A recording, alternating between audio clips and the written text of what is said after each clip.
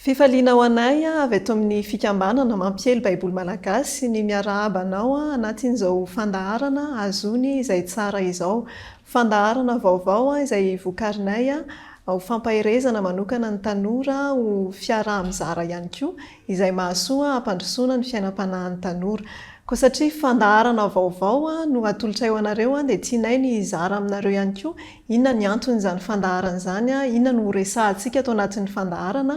Dia omeko an'i Pasteur Fabrice izay talen'ny fikambanana mampiely baiboly malagasy miaraka amiko ato anatin'ny fandaharana ny fanazavana fohifohy amintsika hoe inona moa tsy fandaharana ity Pasteur, inona ny tanjony ary inona no resahantsika ato anatin'ny fandaharana. Misaotra ny mpanolotra ny amin'izay fandaharana hiatrehantsika amin'ny teny ity miarabantsika ny misy tokantrano ihany koa sady manonona ny fiadanan'ny tompo ho an'izay rehetra manaraka izao fandaharana izao. Raha fitinina dia miainga avy amin'ny fankalazana ny fahadimy amin'ny valopolo amin'ny zato taona ny nahavitana printy voalohany baiboly malagasy tamin'ny roapolo amby roa arivo tsika no nankalazaan'Andriamanitra ny amin'izany dia mitodika ho an'ny dimy amin'ny valopolo amin'ny zato taona manaraka indray raha mbola tsy tonga eny amin'ny ranon'anitra ny tompo noho izany indrindra dia mila manome sehatra bebe koa ny taranaka isika ny ankizy ny tanora ary satria ity fandaharana ho an'ny tanora dia ny tanjona dia ny hoe tanora tia ten'Andriamanitra ary miaina ny ten'Andriamanitra. Ary ao anatin'izany fandaharana izany no azoantsika mifampizara satria tsy toroteny akory no atao fa tena fifampizarana mihitsy azoantsika miorina tsara amin'ny finoana miainga avy amin'izany ten'Andriamanitra zany. Mankasitraka Pasteur, arak'izay voalazan'ny Pasteur izay dia tena hoe ten'Andriamanitra no resahantsika. Miainga amin'izay lohahevitra resahantsika inona lohahevitra zany entintsika eto amin'ny fandaharana dia miverina mandrakarivantsika hoe inona ny voalazan'ny Soratra Masina momba ireny lohahevitra ireny. Amin'ity anio ity isika ny lohahevitra izay anokafantsika ny fandaharana dia tena hoe ny amin'ny fifandraisako amin'ny tenin'Andriamanitra, tanora sy ny fifandraisako amin'ny tenin'Andriamanitra. Ao anatin'izay indrindra no andraisantsika vahiny tanora izay anisan'ny nifanerasera tamin'ny fikambanana mampiely baiboly malagasy izy ireo tamin'ny alalan'ny fizarana asa na stage izay nataony teto anivon'ny mampiely baiboly malagasy. Dia mitodika atao amin'ny Eliza izy no anisany nanao fizarana asa teto mampiely baiboly malagasy tao amin'ny départementa ressources humaines raha tsy diso ary Etiena izay nanao fizarana asa ihany koa izy teto amin'ny fikambanana mampiely baiboly malagasy tao amin'ny départementa communication na serasera dia faly mandray anareo zay faly mahita anareo indray ivelan'ny toeram-piasana aty anatin'ny fandaharana. Dia manampy azy rovavy mandray an'ny zokirijitsika atao amin'ny ilany ato mankasitraka zokirijy nanaiky ny vahiny eto anatin'ny fandaharana zokirijy dia tompon'andraikitra eo anivon'ny fikambanana ny mpiara mamaky ny baiboly mety efa rentsika ihany satria miara-dalana akaiky indrindra amin'ny fikambanana mampiely baiboly malagasy izy ireo dia anisany mivahiny eto amin'ny fandaharantsika izy androany satria miresaka momba ny Soratra Masina moa isika dia izay mihitsy ny antony atongavany eto. Manohy avy hatrany satria anisan'ny antony atongavantsika eto ny aina indrindra ny fizarana ataon'ny Eliza sy Etiena ary miainga amin'ny fizarana izy ireo indrindra koa no anampiany zokiriza sy anampiany Pasteur raha misy fanazavana araka ny baiboly na fanazavana fanampiny mitondra antsika eo amin'izay inona ny voalazan'ny Soratra Masina izay. Todika kely atao amin'ny Eliza sy Etiena avy hatrany nanahoana ny fiainanareo an'izany hoe nanao fizarana asa tamina toeram-piasana izay tena hoe ny baiboly no kirakirainy isan'andro isan'andro. Fantatray hoe mety tsy nahafantatra ny mampiely baiboly akory nareo talohan'ny nidiranareo tao. Dia anisan'ny fizarana tianay hore androany hoe inona ny zava-baovao hitanareo ankoatran'ny hoe asa izay mety hoe iombonantsika amin'ny toeram-piasana rehetrarehetra dia inona no nanahoana ny fiainanareo an'izay hoe fizarana asa tao mampiely baiboly izay. Ny fizarana asa tato amin'ny mampiely baiboly nafinaritra aloha amin'ny ankapobeny. Marina mihitsy ny tenenao hoe mbola tsy nahalala an'izany raha ho anahy manokana mbola tsy nahafantatra izany hoe fikambanana mampiely baiboly izany satria toerana misy anay tsy avy eto Antananarivo dia fa avy any Ambositra dia tsy nahalala an'izany mihitsy fa rehefa tonga tao amin'izay zay vao nahalala hoe ve misy an'izany ve zao ny zavatra ataon'izany mampiely baiboly izany tena izay hoe mampiely baiboly izay. Dia nandritry ny fianarana asa izay natao dia tena niavaka mihitsy ilay fianarana asa. marina mihitsiny hoe hafa mihitsiny miasa amin'ny sehatra kristianina noho ny amin'ny hoe sehatra asa eny ataontsika hoe tsy mirona bebe kokoa amin'le fikirakirana ny tenin'Andriamanitra. Anisany fizarana asa nafinahitra indrindra tena hoe nikolo ny ara-panahy mihitsiny tao amin'ny fikambanana mampiely baiboly ilay fikirakirana ny tenin'Andriamanitra. Nandritra ny fianarana asa ihany koa tao amin'ny departementa izay nisy anahy dia serasera satria ny andraikitra ny fizarana ny sakafo mahavelona dia tena hitako hoe ny ara-panahy mihitsy voakitika tena hafa ihany zany hoe miaraka amin'ny tompo zany amin'ny sehatra asa izay atao raha manokana. Iverenantsika izay fizarana ny amin'ny sakafo mahavelona izay rehefa avy eo itotsika kely atao amin'ny elizahana na ahoana ny fizarana atao anatin'ny departementa indray hoe ressources humaines. Tohizako arak'ilay teny ety anaty eo voalohany indrindra aloha mbola tsy fantatro ny fisian'ny mampiely raha tsy tamin'ny taona 2024 nisy fotoana iray nahitako ny tompon'andraikitra tao mampiely voalohany dia tamin'izay no nanaovako fianarana asa voalohany tao aminy. Voalohany alohany satria tena sarotra satria voalohany indrindra tamin'ny fiainako za hanao fianarana asa iny aloha dia efa sarotra tamiko. Fa ny tena nahagaga indrindra dia hoe aikay misy vondron'olona mikirakira tenin'Andriamanitra tena hoe ataony antonasa ilay fikirakirana tenin'Andriamanitra dia tena nahagaga iny voalohany indrindra satria tsy fantatro hoe nisy an'izany. Dia arak'ilay teneny ety anaty eo hoe samy hafa be ny orinasa mikirakira, efa nahita orinasa ihany fa tsy nianatra asa. Dia hitako hoe samy hafa be satria raha ny amiko manokana izao tsy fianarana asa ihany ny voarayako tao fa na ray vatsy na ray nataoko hoe na ray vatsy na ray aina satria ny tenin'Andriamanitra dia aina hoentiny mamelona ny anatinao indray ny ara-panahinao, ny ara-batanao, fiainanao iray manontolo. Mankasitraka Eliza sy Etiena miverina kely amin'ilay hoe sakafo mahavelona ao mampiely baiboly misy tenin'Andriamanitra zarainy isan'andro amin'ny page Facebook izay azonao arahana fizarana tenin'Andriamanitra izy io vatsy araky ny tenen'ny Eliza teo vatsy ho an'ny tontolo andro ary azonao arahana amin'ny page Facebook isan'andro. Miresaka indrindratsika ny amin'izay hoe tenin'Andriamanitra izay misy ny fiaraha-mandinika Soratra Masina izay ny arahantsika tao mampiely baiboly nandritra ny fotoana izay nandalovanareo. Samy manana ny fomba fifandraisany amin'ny Soratra Masina tsika fa raha ho anareo amin'ny rahavavy manokana inona no mety hoe tena zava-baovao taminareo tamin'ireny fotoana fiarahantsika mandinika Soratra Masina ireny na ny famakiantsika azy na ny fizarana izay nataon'ny pastera na izay arahantsika mizara ihany koa. Ho ana manokana tena hoe zava-baovao azoko tamin'ireny nandritra an'ireny isika manao fiaraha-mivavaka ireny taloha rehefa mamaky baiboly dia vakiana fotsiny rehefa alony atory koa amin'io mamaky baiboly dia vakiana fotsiny ilay izy fa tsy tonga saina mihitsiny hoe andinika fa nanomboka rehefa nanao fianarana asa tao mampiely baiboly amin'izay ilay fiaraha-mivavaka dia tena hita mihitsiny hoe ve misy zavatra azo trandrahana hafa mihitsiny ilay ao anatin'ilay Soratra Masina. Ohatrany hoe zany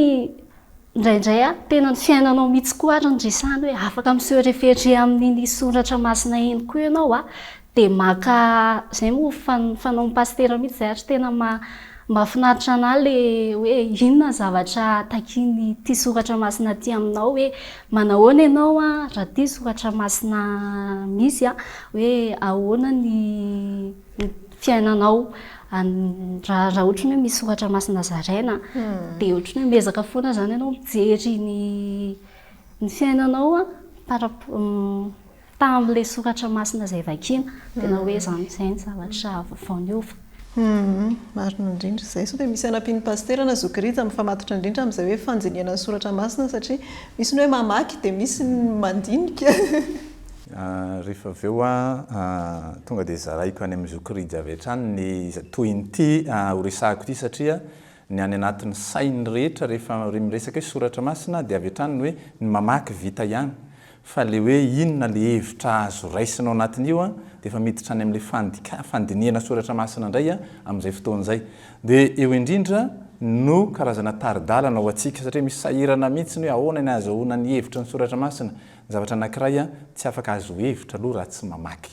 Ary eo amin'ny famakiana Soratra Masina raha mbola andininy vitsivitsy dia amporosena mihitsy isika avereny indroa na intelo ny famakiana azy satria samy miova avy hatrany ny fahatakarantsika n'ilay heviny. Raha mamaky indray mandeha tsika dia misy zavatra mandalo fotsiny zany. Mamaky fanindroantsika dia misy zavatra manaitra zany. Mamaky fanitelontsika dia efa misy zavatra azo raisina avy hatrany ao anatin'izany. Dia ao anatin'io tsika mamaky io zany efa manomboka mandinika rehefa miverimberina ny famakiana azy. Zavatra anankiray fa ny zavatra faharoa misy fomba tsotra mihitsy azo raisina amin'ny ahafahana manao hoe mandinika Soratra Masina ankoatran'ilay famakiana miverimberina. Ary izany no arenana ny fisiana atao hoe fikambanany mpiara-mamaky ny Baiboly izay manampy antsika amin'ny retondray ary zany ny fomba nataridalana hahazoana mamaky sy mandinika ny Soratra Masina. Anankiray izay raisiko dia ny hoe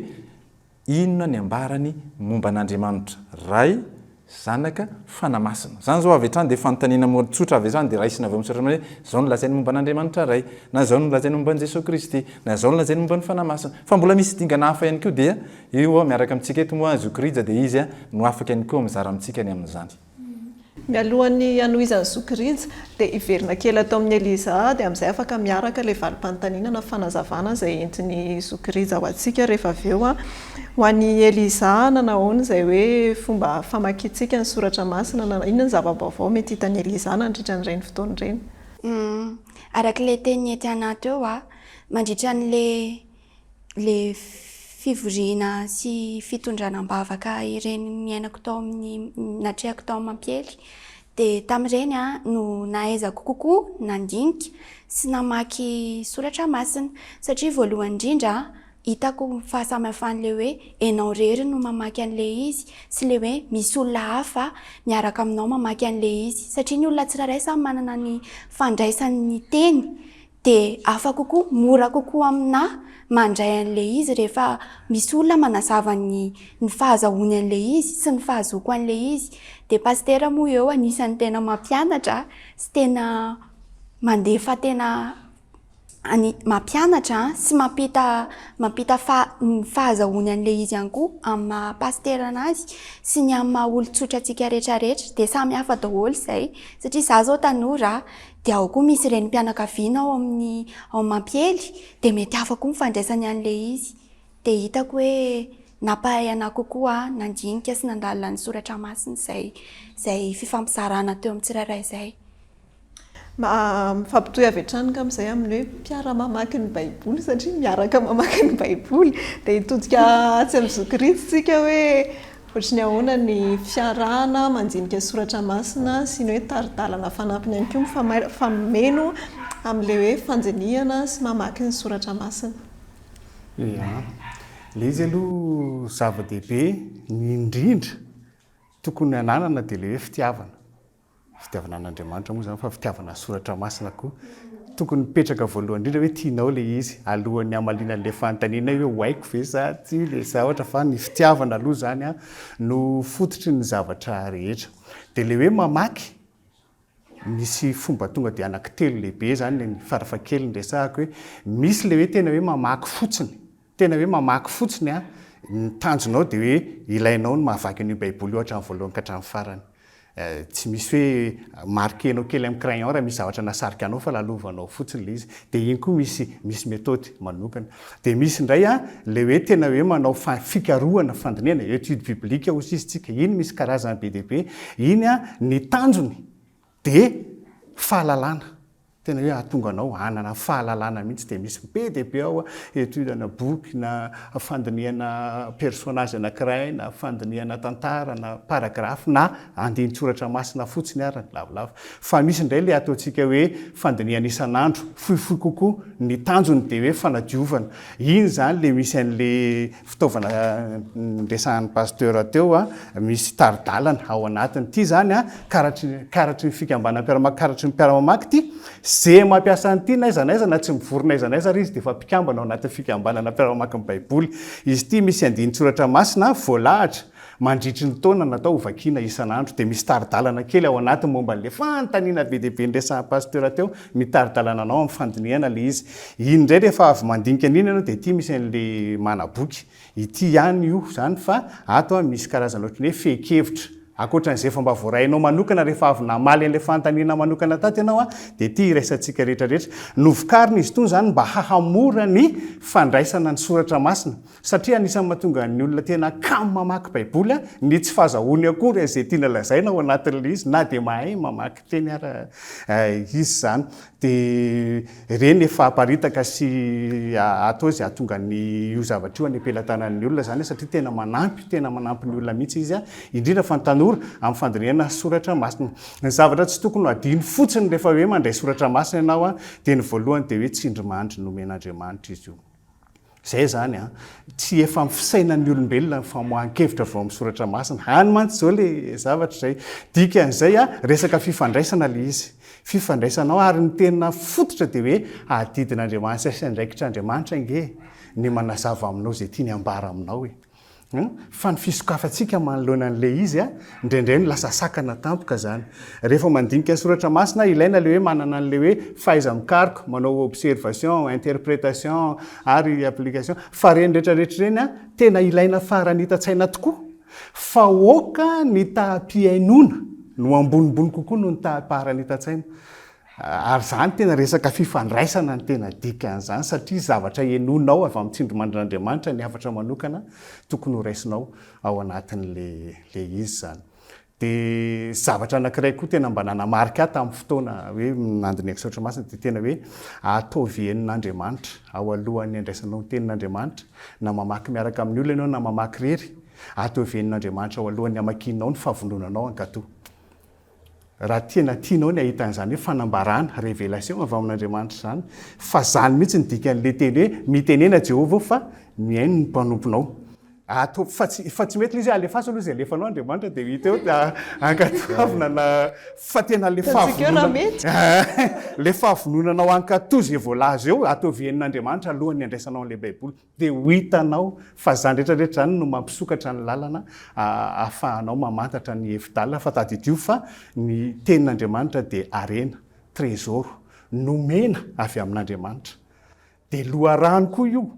ny loharanoko rehetra dia ao aminao na loharam-pahombiazana io na loharam-piadalana sy fifaliana io na loharano mpitomboana sisa dia ao daholo zany tokony fantatrao zany alohan'ny anokafanao anazy satria tsy mitovy ny toe-ponao raha anokatra valizy anankiray ianao dia tsy misy afa-tsy kofesy fandraitra ao sy anokatra valizy anankiray ianao dia misy lamba maro isafidianana atao amin'ity ilany tsy mitovy mihitsy ny toe-ponao manokatra an'ireo fa ao ka ho fantatra hoe tena arena io misy ny fitsipik'Andriamanitra io mampianatra an'izay zavatra rehetra ilaina momba ny amin'ny finoana sy ny fahamarinana io tenin'Andriamanitra io zany tena ohatry ny hoe toe-pona no resahana rehefa hoe hamaky baiboly ianao dia toe-pony tokony resahana kokoa noho ny amin'ny resaka teknika sy ny sisa satria tena zay le zay resahan'ny Zokiristy zay tena hoe faharesen-dahatra ao avy aty amboalohany mihitsy mialohan'ny hoe andiniako soratra masina dia tsika mihitsy no mila resa-dahatra indrindra hoe tenin'Andriamanitra ity mino fahamarinana ity ary vonona ny iainan'le izy rehefa avy eo zay mihitsy mo resantsika eto anatin'ny fandaharana hoe tanora miaina ny soratra masina fa tsy hoe mamaky dia mamaky fotsiny tsika ao anatin'izay fa efa voalazan'ny Zokiristy teo hoe faharesen-dahatra ny amin'ny fahamarinan'ny soratra masina no miainga voalohany aty anatin'ny fotsika dia mitondra antsika ny amin'izay hoe fitiavana ny tenin'Andriamanitra izay manohy tsika tahitodika teo amin'ny efa nanome fitaovana ihany Zokiristy teo ny amin'ny karatra sy ny boky mana soratra masina famakiana baiboly isan'andro taridalana efa nisy ihany koa toromarika torolalana zarain'ny pasteur teo ny amin'ny hoe vakiana tsy indray mandeha fa averina vakiana ny soratra masina fa tsy hoe indray mandeha dia tsy misy azoko dia ajanoko aloha ity ho an'ny androany nisy fanontaniana vitsivitsy fanampiny izay voaraintsika tamin'ny page Facebook zaraiko aminareo ihany izy dia raha misy valiteny fanampiny azontsika ankoatran'izay efa voalaza teo azontsika zaraina amin'reto olonreto mety ahasoa azy ihany koa satria anisan'ny voalazan'izy ireo hoe tsy fahazoana sy tsy fahatakarana ny hevitra ny soratra masina ozy izy ao anatin'ny famakiana ny baiboly mety mamaky ihany izy fa tsy azony hoe inona ny tiany soratra masina lazaina dia tsy fahalalana ny tantaran'ilay boky ihany koa hoe na mamaky izay voalahatra ao anatin'ny karatra re zany a tsy hainy hoe inona ny manodidina n'ity boky ity a inona ny resahan'ilay boky a dia ny fanamariana fahatelo ny amin'ny hoe tsy fahampiny ny fahalalan'ilay olona mihitsy izay voafetra eo amin'ny hoe mamaky teny ihany ny fantany ohatra dia eto amintsika ary moa misy ny hoe mbola tsy mahay mamaky teny sy manoratra mihitsy a fa ny azy zany a tena hoe mahay mamaky izy fa voafetratra eo dia tsy afaka manana fanazavana mihoatra an'izay izy zany rehefa mamaky soratra masina. Ny lohany tena idirako amin'izay ataoko hoe inona no mety havaly na mety tandrifiny tsirairay avy ao anatin'izay dia eto zao izy mirahavavy izay nanao ny fizaran-draharaha tao anivon'ny fikambanana mampely baiboly dia samy milaza hoe mahatanora dia zao ary misy koa ny hoe ny anankiray teo anivon'ny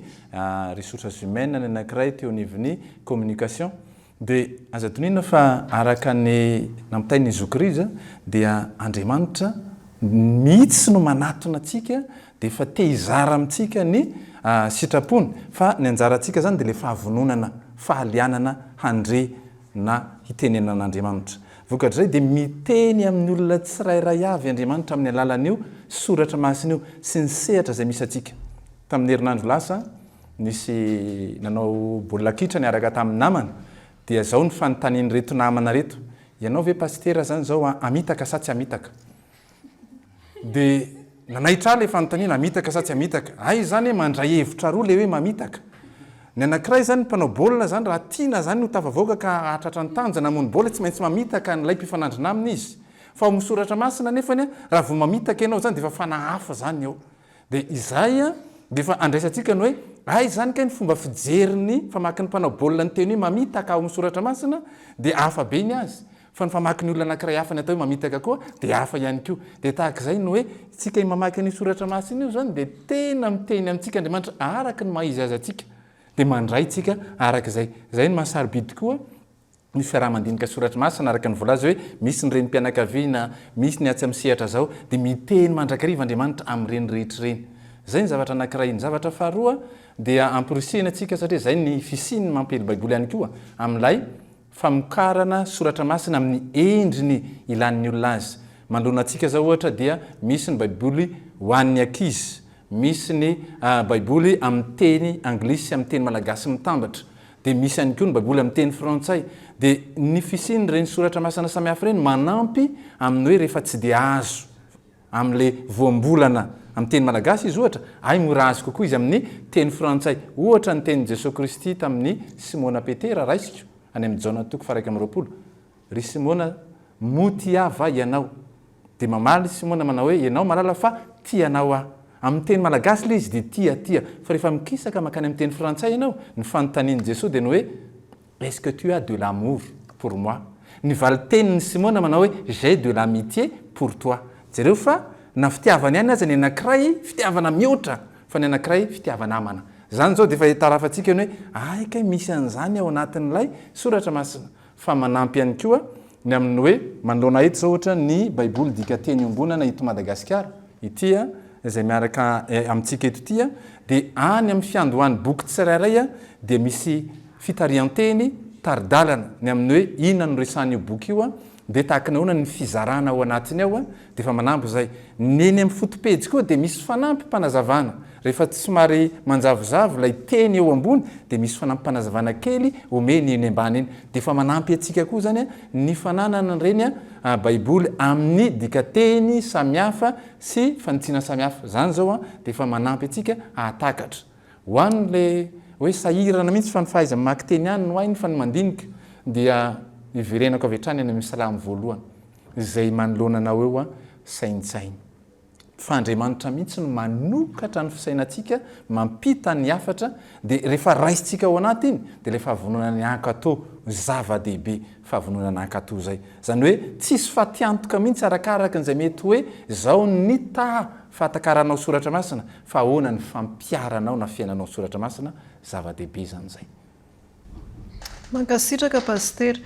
miresaka tsika nydika teny samihafa indrindrindrindra tetodika ato amin'ny Eliza sy Etiena mety hoe talohan'ny mampiely baiboly ve nareo nanana baiboly ve nareo talohany hoe nafantaranareo nidiranareo tao mampiely baiboly nanana baiboly efa nanana baiboly Mino hoe anisan'ny zava-baovao taminareo ny hoe mampiasa dikateny samihafa tsika tany anatin'ny fotoam-bavaka na fiarahana mivavaka izay nitanterahantsika tao amin'ny mampiely baiboly. Taorian'ny fizarana asa izay nataonareo na nahoana ny hoe famakianareo ny soratra masina ampy anareo ve hoe dikateny anankiray inona no mety hoe dikateny mahazatra anareo sy ny hoe dikateny fanampiny taorian'ny asanareo tatao mampiely baiboly izay nampidirinareo tao anatin'ny hoe fahazaranareo mandinika baiboly. Raha ny amiko manokana aloha izao dia tsy fantatro hoe aika misy dikateny samihafa le baiboly io.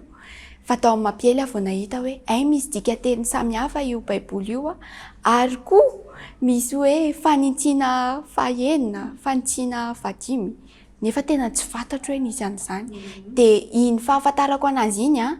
dia niezaka mamaky satria tamin'izaho nanao fampianarana asa tao dia nameny mampiely baiboly manokana. Dia vakiako le izy manana baiboly dikateny katolika any an-trano. Dia nenahy moa le dikateny diaglo moa ny fiteny anazy. Dia hitako ny fahasamihafan'le izy satria raha ho anahy manokana izaho zao sady te hianatra teny anglais no te hamaky teny gasy. Dia hitako ny fahasamihafan'le izy sy le baiboly katolika any an-trano. Hitako ny fahasamihafan'le izy dia mora aminahy kokoa manakatra le zavatra teneny le teny ao anatin'le soratra masina satria taloha zao raha ohatra hoe mamaky dia le any an-trano any no vakiako. Dia tsy misy baiboly hafa afaka jereko koa hoe inona moa zany ny tenen'ny baiboly hafa raha ty teny ty. Dia hitako moramora ho anahy kokoa zany no mahatakatra an'le izy sy manana fahatsapana manokana hafa mihitsy rehefa mamaky an'le baiboly anankiroa samihafa. Izay le hoe fantatro kokoa zany ny lanjan'le baiboly hoe aikay manana lanja hafa mihitsy le baiboly. Fa ny olona mieritreritra hoe raha manana baiboly iray izy dia ty baiboly iray ty ampy anazy mandritra ny andro tokom-piainana. Sady ty baiboly iray ty dia maimaim-poana tsy tokony ho fidiko tsy tokony ho andaniako vola fa nefa rehefa fantatrao ny lanjan'le izy dia tsy mampaninanao foana na mividy ary ianao satria tena ilaina le izy. Mifameno amin'ilay nitenen'ny pastera teo izay hoe manampy antsika amin'ny fahazona sy fahatakarana an'ilay tiany soratra masina tenenina ny fampiasantsika dikateny samihafa. Ankoatran'izay efa hoe mahazatra antsika fampiasantsika andavanandro na nahoana indray ny anietiana. Mitovy amin'iny Eliza izay ihany ianao hoe tato mihitsy ny vao nahalala hoe ve misy karazany koa ireo teny dia samy manana ihany koa nefa nanevitra ao anatiny ary satria katolika moa anay dia na ny baiboly nampiasaiko izay nananako efa hatramin'izay koa dia baiboly katolika. Dia rehefa tao amin'izay dia mamaky an'le baiboly misy ao. Dia tena hita mihitsy ny hoe manan-karena ny teny. Tena hoe manan-karena le teny Dia indraindray raha ohatra ny hoe tsy azo amin'le boky anankiray vakiana dia amin'ny boky anankiray izy mety ohatra ny hoe azo. Izany mihitsy mahafinaritra mihitsy rehefa tsika miara-mivavaka samy manana ny boky vakiany dia tena hitanao hoe ve ohatr'izany indray koa ny tenen'ity soratra masina ity any amin'ny anava tena hoe mahafinaritra. Izay indrindra ny antony andrisianay mandrakariva eto amin'ny fikambana mampiely baiboly malagasy ampiasantsika dikateny samihafa. Tsy ny hoe dikateny iray mandiso ny dikateny iray fa dikateny anankiray manazava kokoa ny dikateny anankiray ary mampifameno ny hevitra izay voalaza ao anatiny. Voavaly amin'ny ampahany angamba ilay fanamarian'ny namantsika teo ny amin'ny hoe fahatakarana ny soratra masina. Ny amin'ny hoe tsy fahafantarana ihany koa tantaran'ny boky dia efa voalazan'ny pastera teo hoe anatin'ny baiboly DM misy taridalana fintina hoe inona ny voalazan'ity boky ity tamin'ny vanim-potoana ohatry ny ahoana nanoratana azy iza ny nanoratra anazy ho an'izy ny soratra iny dia manampy antsika izay ahafantatra hoe inona ny manodidina n'ilay boky izay vakiantsika. Misy fanamariana ihany koa ny amin'ny resaka voambolana. Misy voambolana izay mety hoe tsy mahazatra ny sofina, mety hoe tsy fampiasantsika amin'ny andavanandro izay fampiasa tamin'izany fotoana izay mety tsy ho azo. Inona indray no mety fanampiana omentsika ny tanora manodidina an'izay. Efa zava-dehibe aloha le fananana dikateny samihafa teo aloha zany mamaha olana be mihitsy ny amin'ny resaka voambolana zany. ary tena tokony atsapa mihitsy tsika hoe raha malagasy endreny arenantsika azontsika satria na dia le dika teny samy hafa teo fotsiny ary amin'ny teny malagasy fotsiny tsy hiditra hoe teny frantsay sy teny anglisy isitsika fa ny amin'ny teny malagasy fotsiny dia tena hoe misy karazany maro eo ampelantanantsika zay tena hoe dika teny mifanohana dia tena everiko fa mamaolana momba ny amin'ny voambolana ilay hoe fampiasana dika teny samy hafa zay ho ampiasaina amin'ny fandinihana soratra masina fa mba torohevitra satria fizarana fifampizarana moa ny atao eto torohevitra fotsiny hoe tena tsaroko mihitsy nanampy be dia be le hoe tao alohan'ny nandinihako manokana soratra masina dia niara-nandinika tamin'ny olona iny zany tena zava-dehibe mihitsy le fanaovana an'le izy miaraka amin'ny olona en groupe zany tena mahatonga anao mahazo tsirony tsy moramora ary amiko moramora kokoa ny azahoan'ny olona tsirony mamaky manokana rehefa mahazo tsirony amin'ny fiarahamandinika izy fa anisany mamany olonale voambolana koa le izy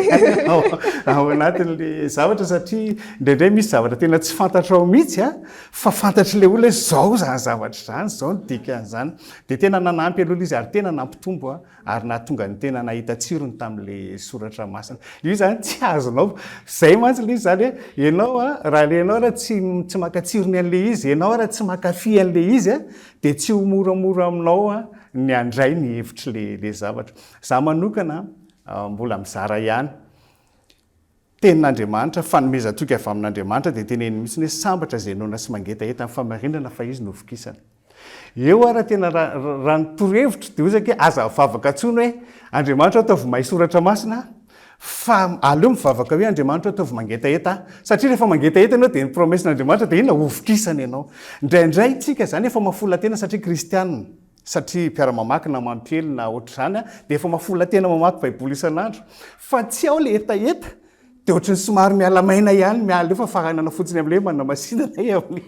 amin'ny fa zay mihitsy le izy tena aoka mba hoeninao foana koa zany isan'andro ny etaetanao ny amin'io tenin'Andriamanitra io fa zany koa dia efa mamaolana ny amin'ny voambolana satria io anie tsy tokony isy olona iambo mihitsy ilaza hoe efa mahay mandinika soratra masina fa rehefa tsy eo ny fitarihan'ny fanahy masina dia mialamaina foana tsika ao anatin'le izy dikan'izay miverina any amin'le fitiavana sy fifandraisana foana amin'Andriamanitra sy ny tenin'Andriamanitra zany le izy mankasitraka zokiriza mampatsiahy mamerina an'izay fototra mihitsy moa zany zay satria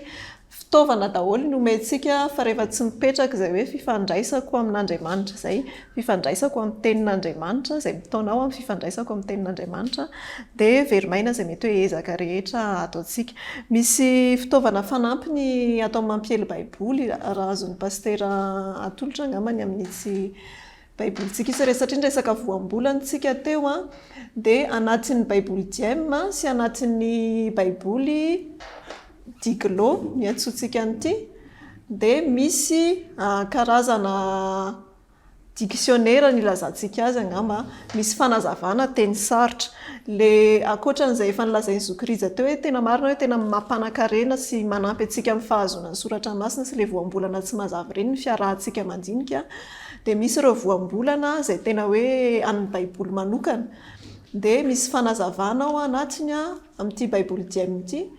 misy fanazavana hoe ohatra hoe ny iskariota zao ohatra tazako eto dia misy fanazavana fohy ao hoe inona ny dikan'izany inona ny dikan'izany tamin'ny andro vanim-potoana nandikana ny baiboly dia anisan'ny fitaovana eny ampelantanantsika ireny azontsika jereny ety anivon'ny fikambana mampiely baiboly malagasy manararoatra zokiriza satria efa niteny ianao teo hoe arena ny fiarahana mandinika ny baiboly ary tena manampy le izy dia afaka mizara venao ny amin'ny fikambanany mpiara-mamaky ny baiboly ny amin'ireo fotoana izay fiarahana mandinika soratra masina mpiara-mamaky izay fantatra kokoa amin'ny hoe sehatra ho an'ny tanora dia ny fotoana ny andro ny ora izay mety hoe ahafahan'ny tanora izay manaraka fandaharantsika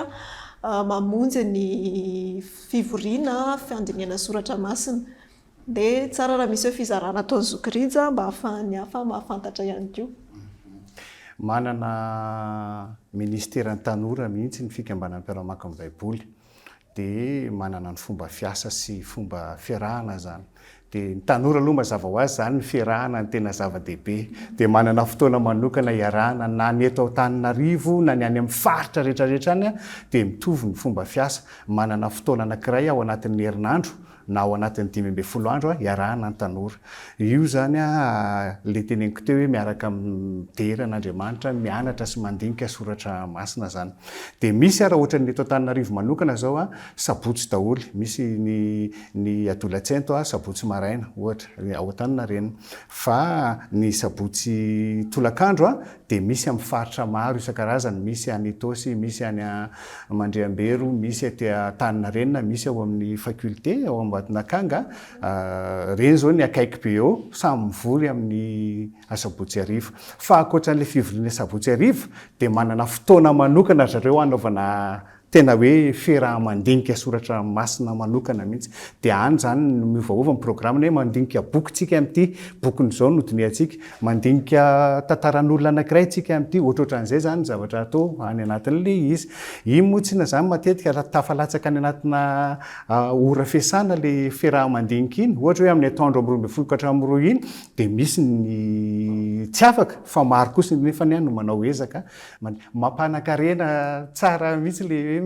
manana namana liana tovy aminao ianao liana amina soratra masina zany mantsy efa karazany zavatra tsy dia fahita firy fa mahavelom-bolo ary tena mampihetsi-po mihitsy ny fahitana tanora maro tena miazakazaka liana ny amin'ny tenin'Andriamanitra zany arakaraka ny androsoanao no ahitanao ny tsirony ohatra zay foana le izy na fomba fitezan'Andriamanitra mandray ten'Andriamanitra androany ianao ka raisinao iny ankatoavinao dia omeny anankiroa ianao miaraka amin'ny pouvoir ankatoavanao an'iny raha pitsy dia ohatra izay hatrany hatrany zany le izy dia misy ireo afaka mifandray dia mijery hoe ahoana ny ahafahana manakaikikaiky anao any an'iny ianao mipetraka le ato zany afaka manatona eny Antaninarenina zany izy no mijery hoe aizany misy fivoriana akaikikaiky azo kokoa dia afaka eo amin'ny totobato na Antaninarenina totobato Antaninarenina eo amin'ny totobato rana valina voalohany zany dia eo amin'ny fivarotam-boky vatsy ny fikambanana mpiara-maka ny baiboly ao afaka maka momba ny amin'ny andinindininy sy ny anina zany manana page Facebook koa ny mpiara-mamaky fikambanana mpiara-maka ny baiboly azontsika jerena sy antanina ny amin'izay hoe tsara ho fantatra raha mahaliana anao ny hoe amonjy ireo fivoriam-bavaka izay karakarain'izy ireo mamaraparana sahady izao fandaharana izao isika makasitraka ny etiena sy Eliza makasitraka ny zokrija makasitraka ny pastera nanaiky nandray anjara tamin'ny fandaharantsika voalohany ity ny loha-hevitra izay niarahantsika ny zara sy ny resaka teto tamin'ity anio ity dia ny amin'ny fifandraisana amin'ny tenin'Andriamanitra anisan'ny tempoka lehibe izay nampatsahivy ny zokirizantsika androany ny amin'ny hoe fitiavana an'Andriamanitra voalohany indrindra no mitaona antsika ho tia ny tenin'Andriamanitra ary ny fanampin'izay dia fitaovana ihany ny amin'ireo baiboly boky sy izay mety hoe sehatra ahafahantsika mampivelatra an'izay hoe fandiniantsika sy fahafantarantsika an'Andriamanitra izay mampirisika ny tanora hatrany ny amin'ny hoe fifandraisana manokana amin'Andriamanitra ary nisy ny sehatra izay nlazain'ny pastera zokiriza teo ny amin'ny mpiara-mamaky ny baiboly izay sehatra ho an'ny tanora ahafahany miaraka mandinika soratra masina raha misy ihany koa sehatra hafa izay fantatrao dia azonao soratana eo amin'ny commentaire amin'ity horonan-tsary ity zany mba ahafahan'ny tanora hafa ihany koa mijery hoe nisy toerana mety akaikikaiky azo kokoa ohatra na metimety aminy kokoa azonao azontsika ifampizarana zay satria mahasoa ihany koa makasitraka ny toerana izay nampiatrano antsika isika makasitraka ny Hopeful Home ety Analamahitsy izay ivitoerana voatokana ivitoerana kristianina misy toeram-pisakafoanana ato misy toerana fitokanam-bavaka ihany koa sokatra ho an'ny kristianina rehetra izy misy efitrano fandraisam-bahiny ihany koa raha ilainy izany dia afaka mandray antsika izy amin'ny fotoana rehetra ny efitrano fitokanam-bavaka dia maimaim-poana afaka miantso an'izy ireo ianao mamandrika ahafahanao hoe mitokam-bavaka na mandinika soratra masina ihany koa maka fotoana manokana ho anao sy ny tompo makasitraka ny teknisianina izay mikirakira ny sy nandavorary ny fandraisana an-tsary ny fandaharantsika anio amaranantsika azy dia misy ny afatra soratra masina izay hozarain'ny pastera amintsika ahafahantsika miaina hatrany ny tenin'Andriamanitra Ny soratra masina izay noraisina manokana ao anatin'izao fandaharana zao amin'ny tian'ity dia ny salamo voalohany, ny andininy voalohany hatramin'ny andininy fahatelo. Dia any amin'ny andininy fahatelo any dia handretsika voambolana avy amina dikateny telo samihafa, dikateny protestanta, dikateny katolika, dikateny imbony eto Madagasikara, fa eo no atsapahantsika ny hoe ay zanika ny lanja n'ilay soratra masina. Fa ty amin'ny fiandohany aty amin'ny andininy voalohany mihitsy misy an'ilay hoe sambatra ny olona. Fa satria sehatra ho an'ny tanora ny resana tavy hatrany dia sambatra ny tanora. Sambatra ny tanora izay tsy manaraka ny hevitry ny ratsy fanahy na mijanona eo amin'ny lalan'ny mpanota